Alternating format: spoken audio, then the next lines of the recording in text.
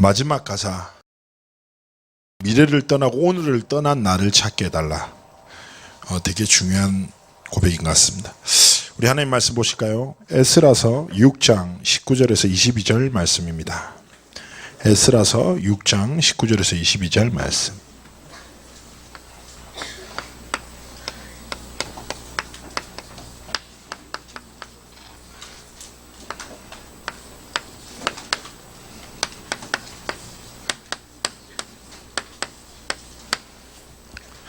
에스라서 6장 19절에서 22절 말씀을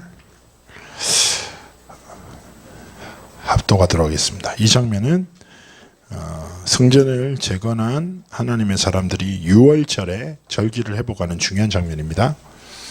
자, 우리 19절에서 22절 말씀을 한 목소리로 합독합니다. 사로잡혔던 자의 자손이 첫째 달 14일에 6월절을 지키되 제사장들과 레위 사람들이 일제히 몸을 정결하게 하여 다 정결함에 사로잡혔던 자들의 모든 자손과 자기 형제 제사장들과 자기를 위하여 6월절 양을 잡으니 사로잡혔다가 돌아온 이스라엘 자손과 자기 땅에 사는 이방 사람의 더러운 것으로부터 스스로 구별한 모든 이스라엘 사람들에게 속하여 이스라엘의 하나님 여호와를 찾는 자들이 다 먹고 즐거움으로 이래 동안 무교절을 지켰으니 이는 여호와께서 그들을 즐겁게 하시고 또 아수르 왕의 마음을 그들에게로 돌려 이스라엘 하나님이신 하나님의 성전 건축하는 손을 힘있게 하도록 하셨음이었더라. 아멘.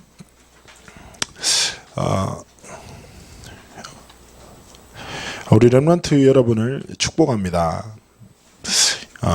또 이 시간 사실은 여러분이 일주일 동안 학교에서 되게 힘들게 지내고 또 학원 가고 막 바쁘게 지내고 그나마 좀 편안하게 쉴 수 있는 시간이 주일인데 주일에도 아침 일찍 일어나 이 먼 곳 교회까지 와서 하나님을 예배하는 자리에 여러분이 있다는 것 너무너무 소중한 거예요. 그리고 여러분 꼭 기억하세요. 지금은 여러분이 좀 작고 그냥 사랑스럽기만 하고 귀엽지만 멋있기도 하지만 여러분은 앞으로 교회의 미래입니다. 미래요, 미래. 여러분이 지금 어떻게 살아가는가 따라서 시대의 미래가 달라지고 교회의 미래가 달라지는 거예요. 그렇기 때문에 여러분은 지나가는 사람의 말이나 세상의 것들을 여러분 속에 담으면 안 돼요. 살아 역사하신 하나님 말씀이 여러분에게 담겨져야 되고 그 말씀이 여러분에게 기준이 되고 그 말씀이 여러분의 미래가 돼서 진짜 여러분을 찾아야 돼요. 자, 우리 서론에 한계라는 단어 한번 생각했으면 좋겠어요. 한계. 자, 모든 사람에게는 한계가 있죠. 그런데 문제는 뭐냐? 대부분 사람들이 가짜 한계에 빠져 살아요.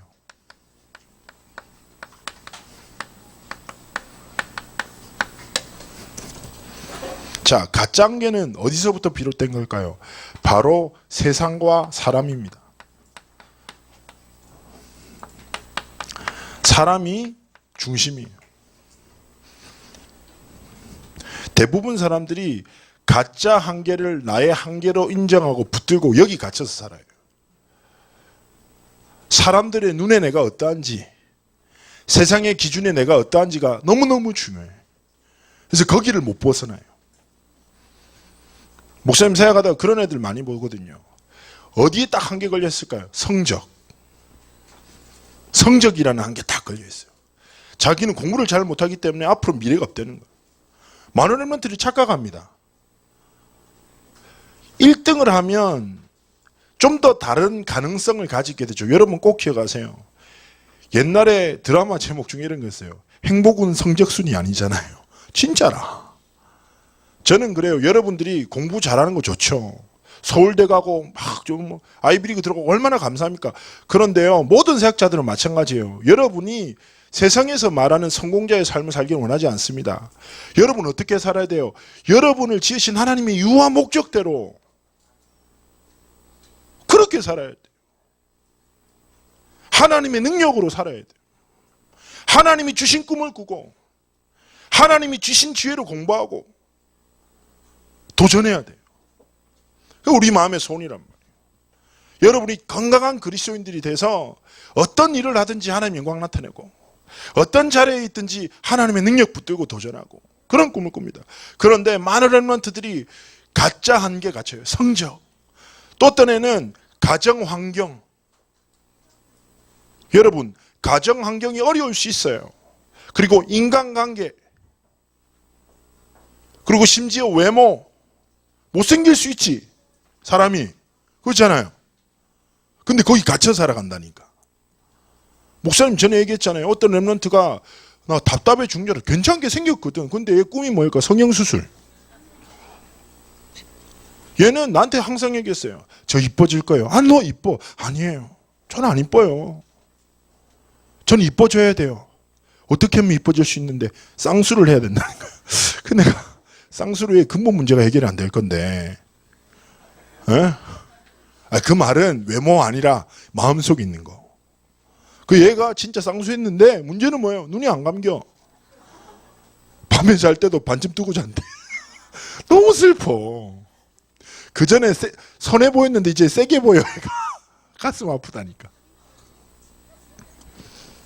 그리고 많은 사람이 어디 갇혀 살아가요? 상처. 많은 사람이 어디에 마음을 둬요? 사람의 말. 여러분, 우리 삶에 너무 주어진 거잖아요. 이미 우리는 공부하고 있기 때문에 성적이 있죠. 그죠? 그리고 부모님이 계시기 때문에 환경이 있죠. 그죠? 그리고 여러분, 우리는 이미 생겨 있잖아. 얼굴이 있다니까. 여러분, 내가 이렇게 크고 싶게 없겠어, 내가? 여러분, 100kg 넘게 살아가는 게 쉬운 것 같아? 쉽지 않아. 나는 우리 엄마가 이랬다니까. 엄마가, 형길아, 내가 니를 낳았지만 네가 이렇게 클지는 몰랐다. 깜짝 놀랐어, 우리 엄마도. 여러분, 이미 생겨 있잖아요. 그죠? 상처 없는 사람 세상에 어디 있어? 렘넌트 여러분 꼭 기억하세요. 우리는 거기에 빠져 살면 안 된다니까.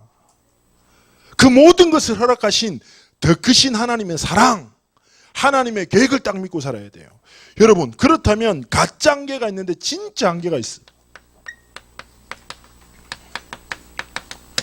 여러분이 결코 넘을 수 없는 선이 있다니까. 이건 누가 주셨어? 하나님이 주셨어. 알겠습니까? 하나님이 주신 내가 결코 넘을 수 없는 한계가 있어요. 저는 한계를 또 다른 말로 하나님이 주신 가능성이라고 생각합니다. 여러분, 대부분 사람들의 인생이 왜 실패합니까? 가짜 한계에 빠져서 진짜 한계 근처도 도달을 못한다니까. 음악하는 사람이 모두가 세계적인 음악가가 될 수 없지요. 여러분, 인간이 넘을 수 없는 한계가 있고 내가 넘을 수 없는 한계는 분명히 존재해요. 그렇다면 렘넌트는 어떤 마음이 있어야 돼요?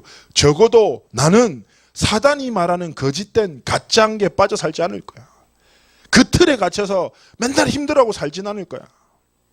나를 지으시고 만드신 하나님이 주신 진짜 한계, 뭐라고요? 진짜 한계 이꼬르 가능성. 청소년부 예배 시간 때 늘 말씀드리잖아요. 여러분은 아무것도 아니기 때문에 뭐라고? 무엇이든지 될 수 있다니까. 어디를 가야 할지 모르기 때문에 어디든지 갈 수 있는 게 청소년이에요. 하나님 앞에서 꿈을 꿔요. 하나님 앞에서 소원을 가지라니까. 알겠습니까? 여러분 기억하세요.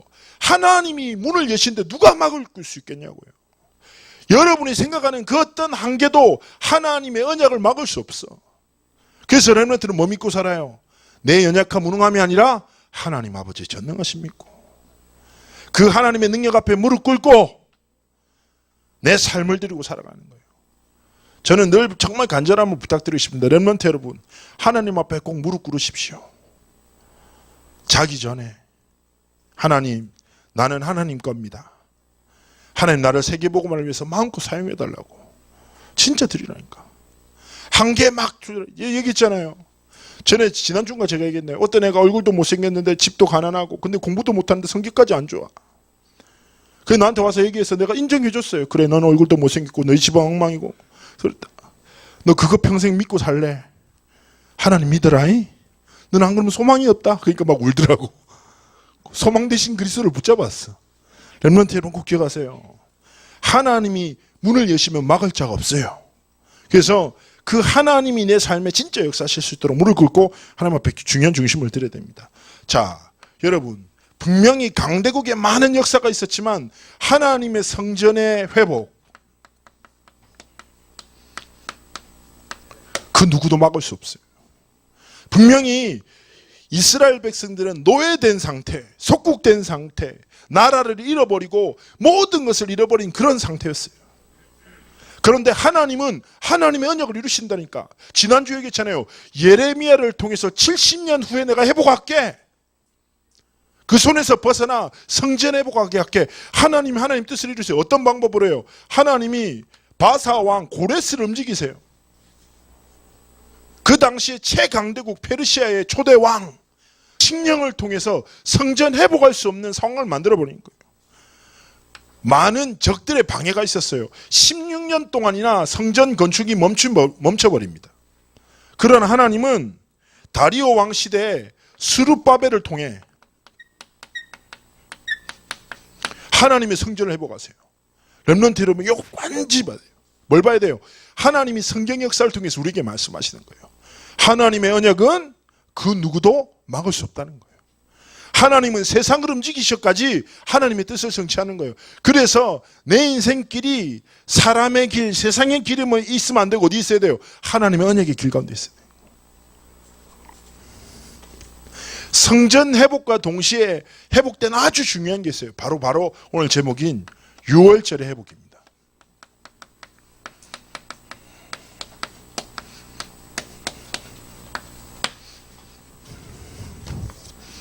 자, 6월절. 6월절 많이 들어봤죠, 어릴 때부터. 오늘도 우리가 찬송가 내가 그 피를 6월절 그 향해 피를 볼 때 내가 널 넘어서 가리라 이렇게 우리가 찬송을 고백했는데, 자, 6월절의 시작은 성경에서 6월절은 너무 중요합니다. 지금도 이스라엘의 역사 속에서 3대 절기 중에 하나가 6월절이에요. 자, 6월절에 대한 역사를 한번 성경을 통해서 볼까요? 6월절의 시작은 언제입니까? 출애굽기에. 그죠? 요셉 이후에 하나님의 언약을 상실한 이스라엘 백성이 애굽의 노예가 됩니다. 그리고 그 노예인 이스라엘 백성을 해방하기 위해서 하나님 누구를 부르시죠? 모세를 부르죠. 자, 모세를 불러서 그 시대 강대국이에요. 이스라엘을 지고 있어요. 어떤 상황이었을까요? 바로 다시금 이스라엘 백성, 하나님의 백성들이 세상과 사람의 노예가 되고 속국이 된 그때, 소망이 없는 그때, 하나님이 작고 연약한 한 사람을 부르시고 그 사람에게 언약을 주시고 딱 보내시는 거예요. 모세에게 있었던 건 뭐예요? 하나님의 말씀과 작은 지팡이 하나밖에 없었다니까. 렘넌트 여러분이 딱 믿어야 돼요. 뭐예요? 6월절의 언약을 통해서 여러분이 반드시 해보게 될 게 있는데, 그리고 하나님의 언약과 지팡이를 가졌던 모세가 딱 애굽 땅에 도착하는 거예요. 얼마나 그렇겠어요. 어릴 때 같이 자랐던 형제였지만 도망갔다가 광야에서 하나님 만나서 돌아왔어. 아무것도 없다니까. 거기는 대단하게 화려한 궁도 있고 군사들도 있고 대단하죠. 근데 자기는 아무것도 아니라고. 그리고 하나님의 언약을 전달합니다. 하나님이 이스라엘 백성들을 한다. 비웃죠. 여러분, 10가지 재앙을 만나죠. 10가지 재앙 끝에 6월절이 시작되잖아요. 10가지 재앙은 뭘까요? 바로 이 애굽 강대국이 믿고 있는 문화이자 우상입니다. 그들이 섬겼던 신들이라니까. 그런데 하나님이 모세, 아무것도 없는 모세, 연약한 모세, 뭐가 있었다고요? 하나님의 언약과 하나님이 주신 지팡이, 그것도 딱 믿음으로 서는 거예요. 10가지 재앙, 목사님이 전에도 얘기했죠. 10가지 재앙은 우리 옛날에 신학교 때 성경고사 때문에 외웠다니까. 피게이 빡도고메 깜장이라고. 에? 이게 약자라. 피게 이파 악도고메 깜장이라는 이 재앙을 통해서 끊임없이 여러분, 이거 꼭 외울 필요는 없지만 모를 필요도 없어요. 에? 그런데 뭐예요?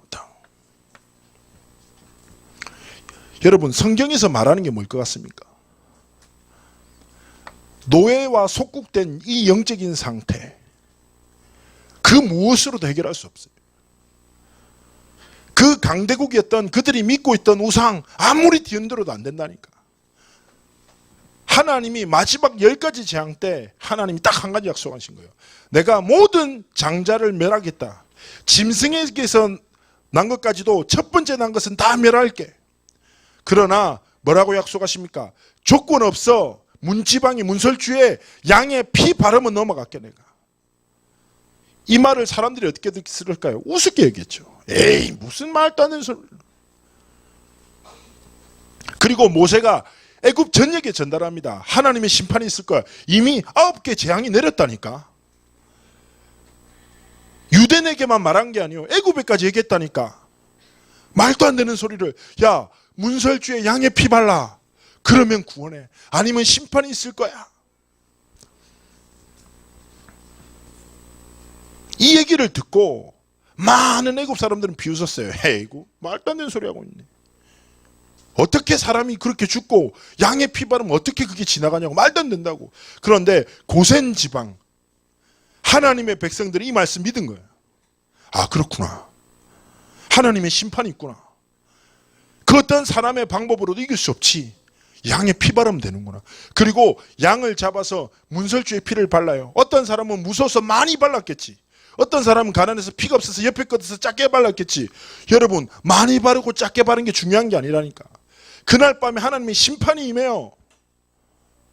양의 피를 많이 발랐건 작게 발랐건 바른 자 누구예요? 하나님의 말씀을 순종한 자, 하나님의 말씀 앞에 무릎 꿇은 자 모두 구원 얻었어. 아니 모든 사람들은 죽음에 이르게 됐죠. 여러분 이게 하나님의 말씀의 핵심입니다. 유월절은 무엇일까요? 예수 그리스도를 상징하는 건데 유월절의 은혜의 가장 중요한 키는 그 어떤 것으로도 그 무엇으로도 그 누구도 해결할 수 없는 인생의 문제, 이 문제를 그 어떤 사람의 행위나 노력으로 해결할 수 없다는 거예요. 오직 하나님의 은혜인데 그 은혜가 어떻게 나타난가? 하나님의 방법이에요. 하나님이 양의 피라는 도구를 정하셨다니까. 그런데 여러분 이스라엘 성경 역사 늘 말씀드리잖아요. 하나님은 끊임없이 하나님의 백성들에게 하나님의 복음의 약속을 주시는 거예요. 이거 믿고 살라고. 그런데 하나님의 사람들은 끊임없이 하나님의 복음을 믿지 않고 뭘 믿어요? 세상과 사람을 믿고 하나님 진리를 떠나 또다시 저주를 만나고 계속 반복되는 역사예요. 그리고 이렇게 회복된 유월절을 상실해요. 또 하나님 백성들이 저주 만나죠. 이때 히스기야와 요시야, 여러분 우리가 지난번에 역대하에서 들었죠. 하나님이 쓰신 하나님의 왕, 하나님이 기뻐하신 하나님의 왕, 이들이 뭘 회복했어요? 유월절에 절기를 딱 회복한 거예요. 그렇지, 우리가 다시 하나님의 언약 속으로 들어가자. 유월절에 주신 하나님의 구원을 기뻐하자. 하나님은 그 시대 그 일을 회복한 사람을 하나님이 회복하셨다니까요. 그리고 오늘 에스라서 6장에 사로잡혔던 자들이 다시금 유월절 언약을 회복합니다. 렘넌트 여러분 잘 생각해야 돼요. 성경을 통해서 여러분 잘 생각해야 됩니다. 하나님이 성전과 유월초를 통해서 우리에게 주시고자 하는 게 뭐라고 생각합니까? 하나님의 복음 중심으로 살라는 거예요.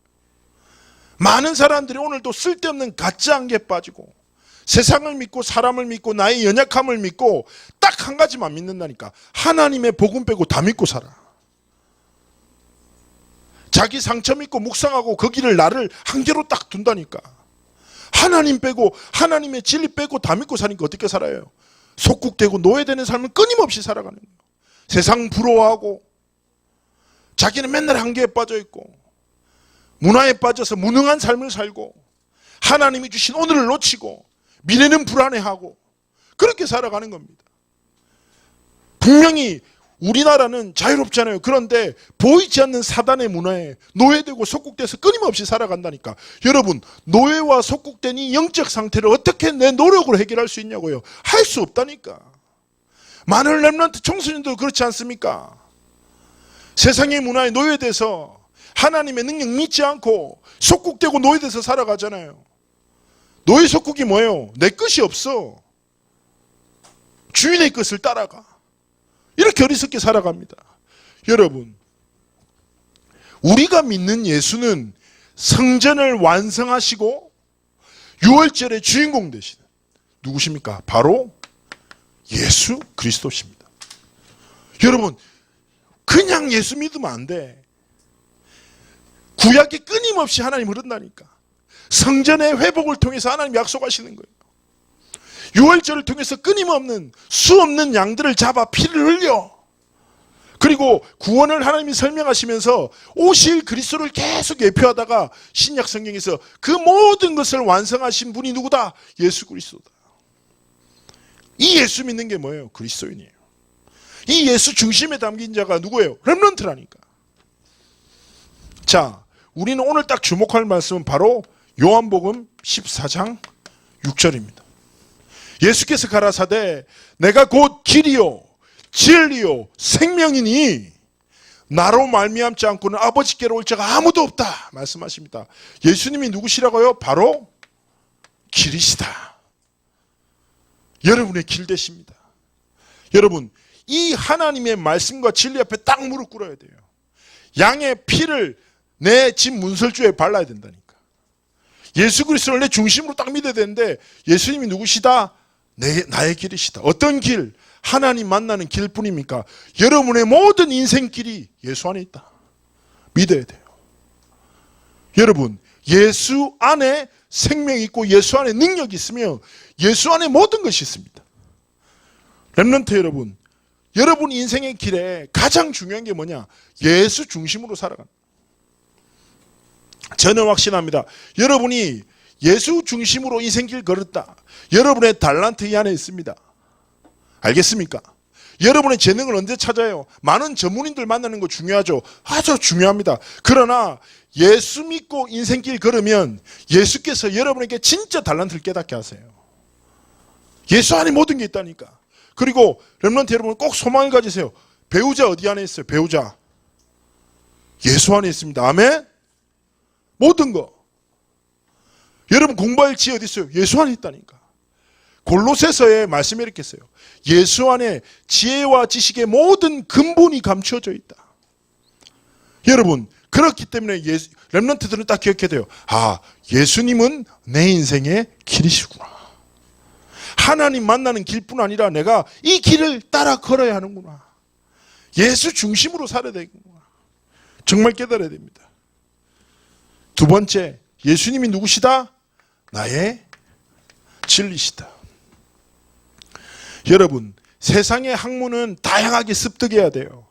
다양한 경험을 하고 세상은 넓게 보고 열심히 공부하고 모든 것을 습득해야 됩니다. 그러나 여러분 인생의 가장 깊은 중심, 여러분 인생의 가장 중심이 되는 축은 어디에 둬야 돼요? 하나님의 진리. 하나님의 진리가 뭐예요? 예수 그리스도.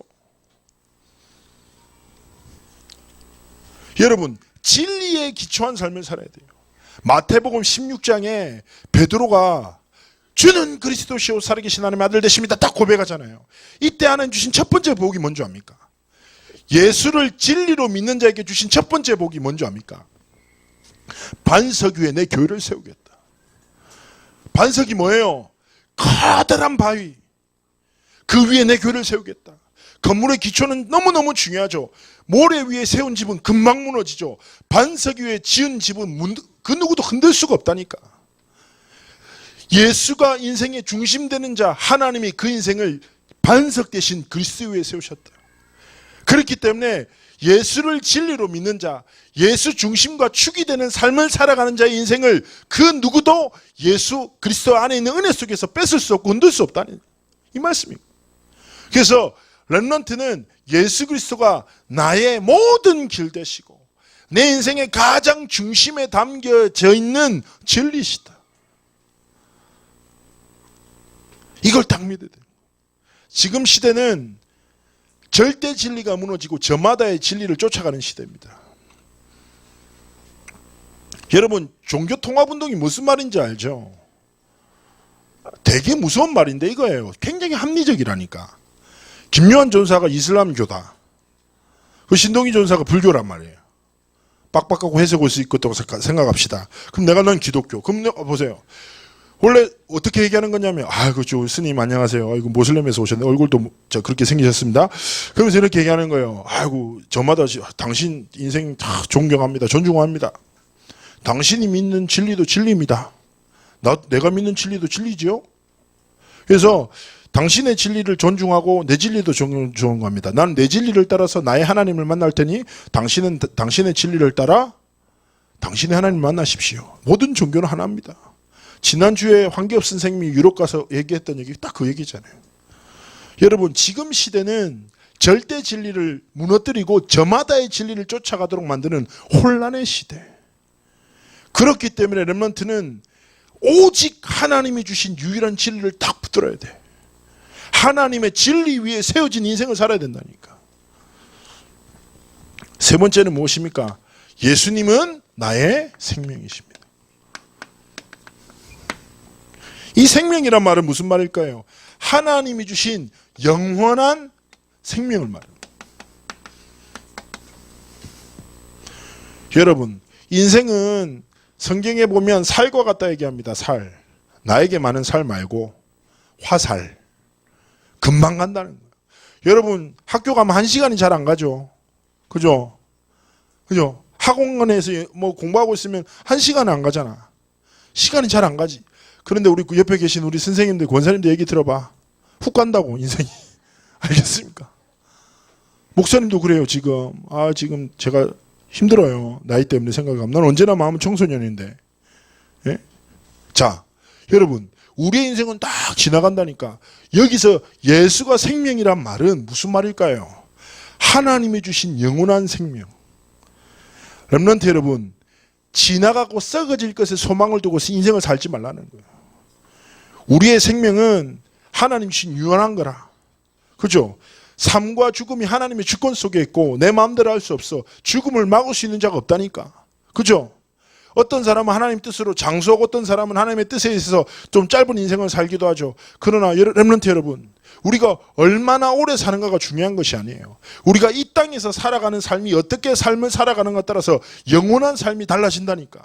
그래서 즉 말하여 사람 앞에서 살지 말고 나를 지으신 하나님 앞에서 이 땅을 살아라.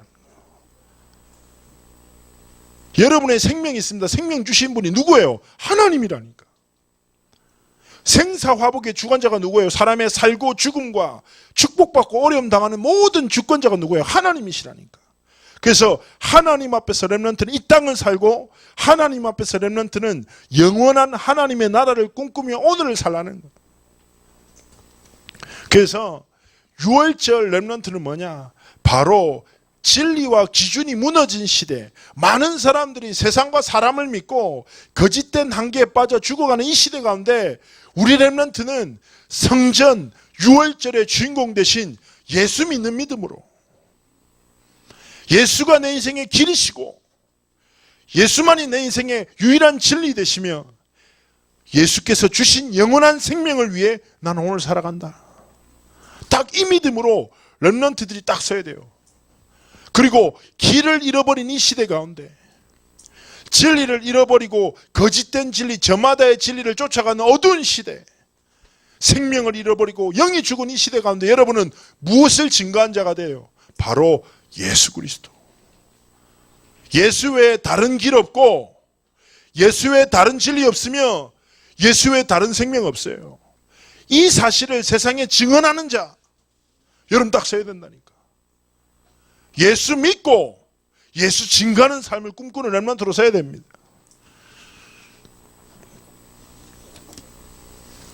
CCC라는 선교단체가 있습니다.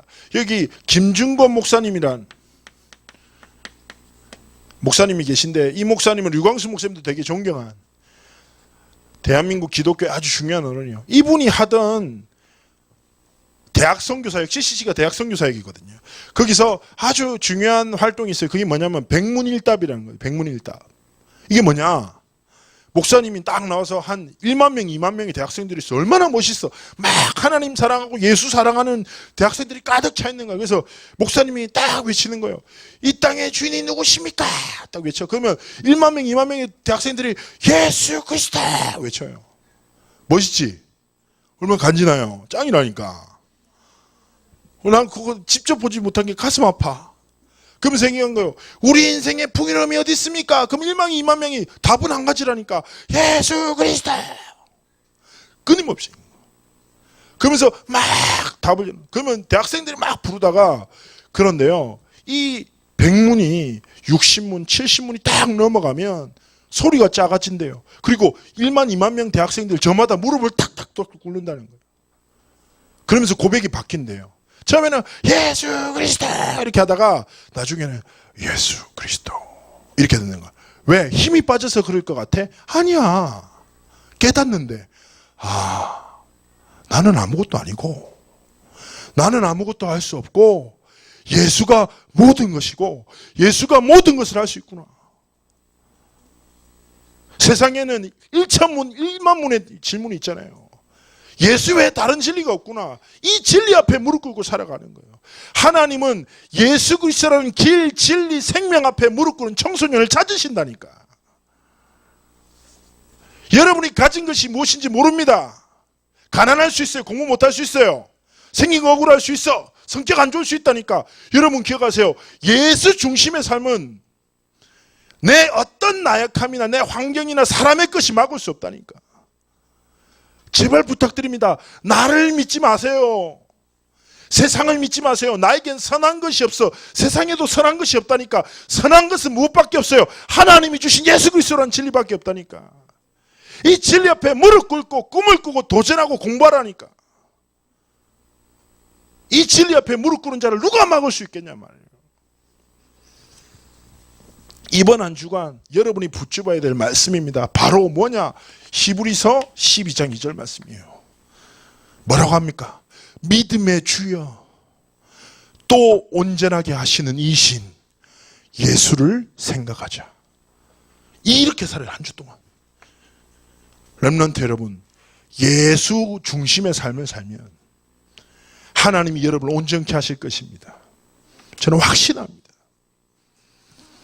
예수 앞에 무릎 꿇은 청소년을 하나님 절대 그냥 두시지 않는다니까. 이번 한 주간 진짜 한번 해보라니까. 부탁드릴게요.